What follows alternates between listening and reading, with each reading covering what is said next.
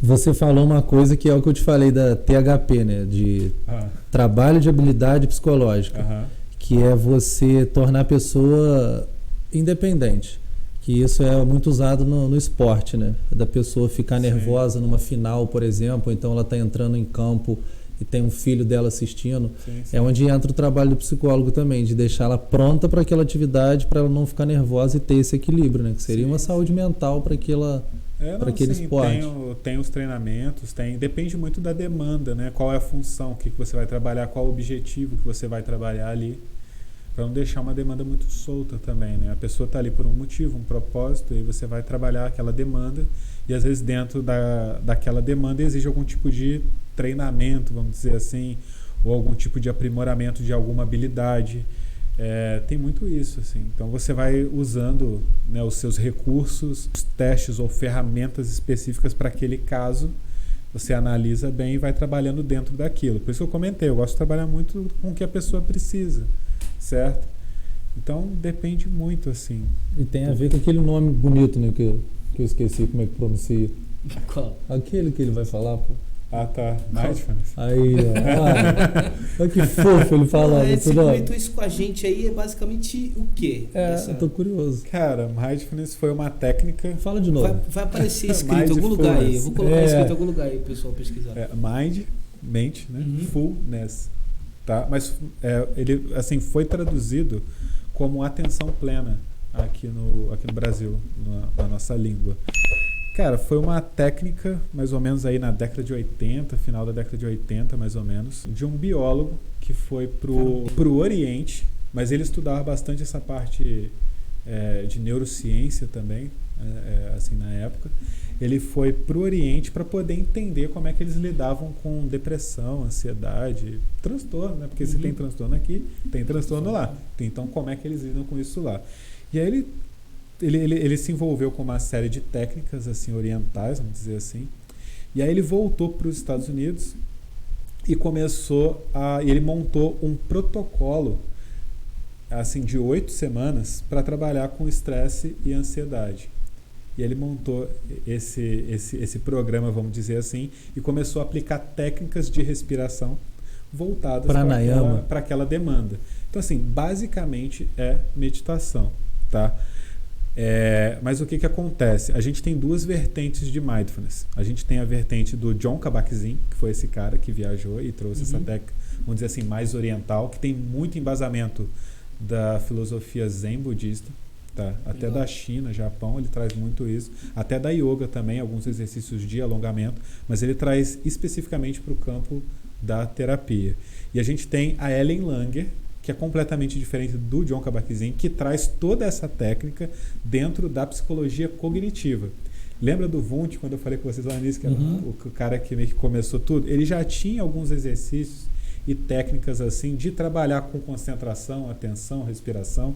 Então, dentro da psicologia já se tinha esse estudo, vamos dizer assim, e a Ellen Langer traz essa técnica dentro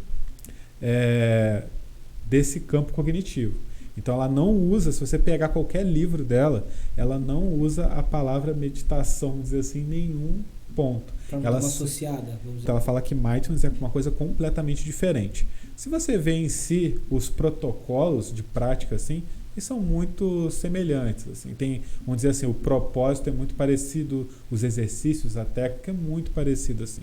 A gente tem alguns protocolos hoje em dia que está ligado a alguns exercícios de tai chi, algumas coisas assim. Então, assim, traz um pouco essa coisa do Oriente.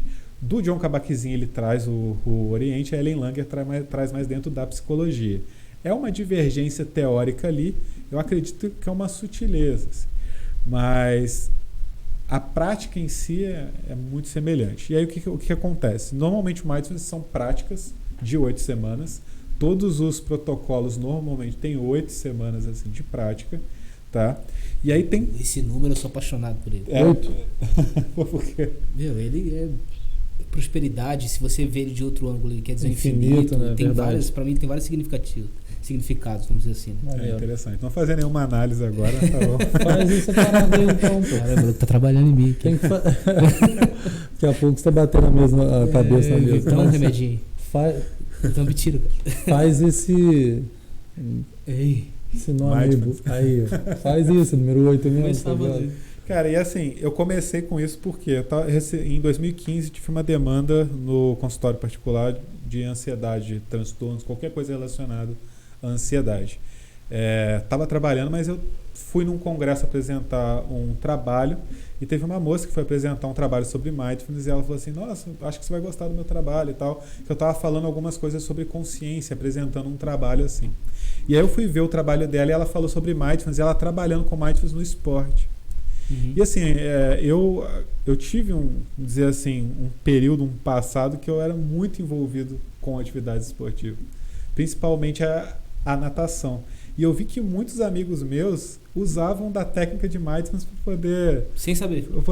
Eu não estava atento àquilo. E aí eu tomei assim, falei, cara, eu acho que isso pode funcionar. Comecei a estudar bastante, fiz curso, fiz prática, fiz uma série de coisas. E aí eu comecei a aplicar isso no consultório, de forma individual, e aplicar em grupo também, a seguir esses protocolos. Assim. E foi assim, uma experiência fantástica. Assim. Então, são práticas de atenção plena, né, práticas guiadas, vamos dizer assim, onde você passa um determinado exercício, a pessoa faz essa prática, precisa ser, vamos dizer assim, no mínimo umas 4 vezes na semana. Uhum. Você faz uma vez assim no consultório ou em algum lugar. Tem retiros hoje em dia que algumas pessoas fazem, que é uma coisa mais intensiva também, e as pessoas vão fazendo aquele tipo de prática ali. É um exercício cognitivo porque te ajuda a trabalhar com o seu pensamento. Lembra que eu falei que o cérebro, às vezes, você perde um pouco? Então, o que ele faz? Você está fazendo um exercício voltado ali com uma técnica específica, e às vezes você está fazendo aquela técnica e vem um pensamento e atravessa a sua prática. Ou às vezes você se sente viajando, assim. E aí o que você faz? Você retorna para o ponto e volta para aquela prática. Preciso disso aí. Então, esse retorno, esse ponto que você volta assim, é o grande segredo da técnica, é esse retorno. É você tomar consciência de que algo veio e que foi lá e você voltou. Cara, você está fazendo um exercício cognitivo. Eu falo muito isso com as pessoas, dei até um exemplo, que é como se você estivesse malhando, assim, como se você estivesse malhando o cérebro, né? Quando a pessoa vai, sei lá, perder... 3 de 12. Não é isso? Não é isso? A definição, essa daí. 3 de 12. Não é isso, assim, a pessoa vai perder massa, ela vai ganhar e tal, você precisa de um tempo. Uhum. O mindfulness é a mesma coisa, você fazer um exercício com você precisa de um tempo. Você não vai ter uma resposta imediata. Ele é um exercício a longo prazo.